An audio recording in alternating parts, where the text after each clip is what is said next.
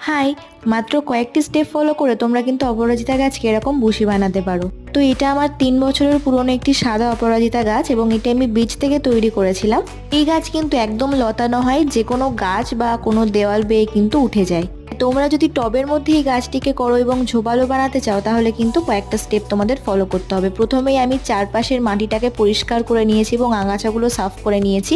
এরপর চারপাশ দিয়ে কাঠের কয়েকটি টুকরো ব্যবহার করে কিন্তু আমি চারিদিকে সাপোর্ট দিয়ে নিয়েছি। গাছটাকে একটা ভালো শেপ দেওয়ার জন্য আমি ভালো করে প্রুনিং করে নেব যাতে একটু বুশি লুক দেখায়।